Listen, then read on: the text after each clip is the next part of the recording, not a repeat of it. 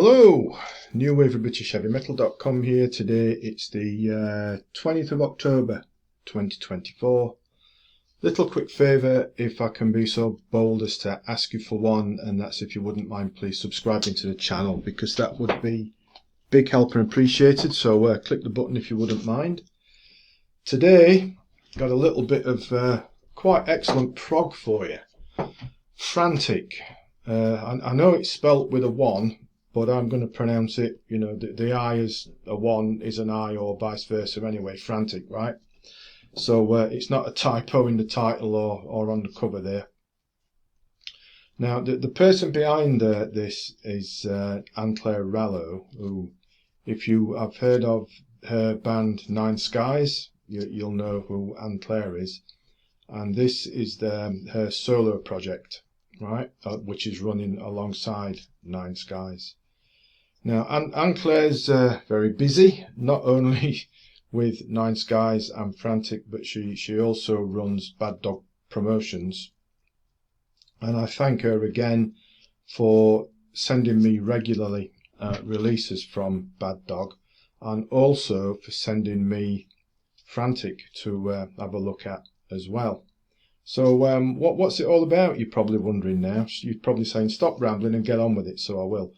Now, a Brand New World is a most excellent, fresh sounding progressive rock album, and like all good prog, it's a concept album as well.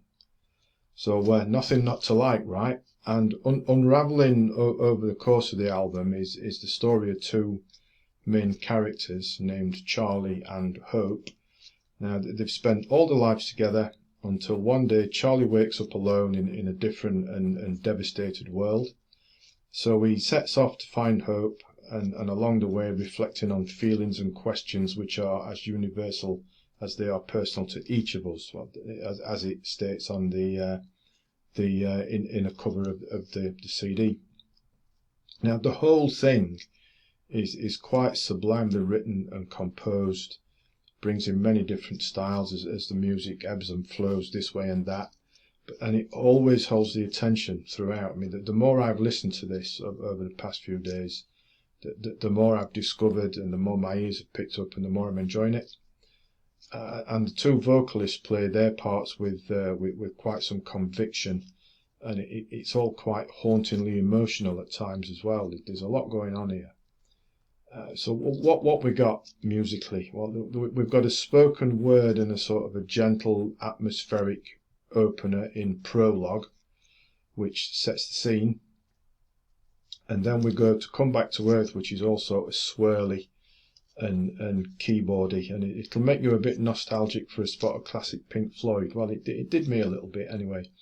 As it will to some extent, People in Their Cages, which is harder edged and has some really cleverly used interspaced bursts of radio and speech, all very well worked in. Made me think a little bit of Pendragon.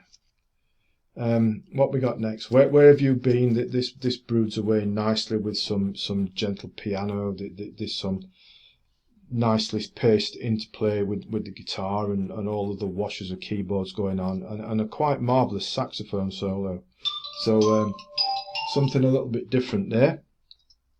Then comes the epic 13 minutes of the Ballad of Peggy Pratt. Now this something is quite astounding to listen to, and I would go out now and say it's as good a prog epic as you'll hear anywhere, as it develops and unwinds from a sort of a gentle acoustic piano type thing into some quite dramatic riffing as the guitar comes in, all sorts of atmospherics, vocals and melodies and everything else, all leading up to a quite spectacular extended guitar solo, which is full of feeling and tone. It's quite a special one. You got to listen to it to appreciate it, really, rather than me try and describe it.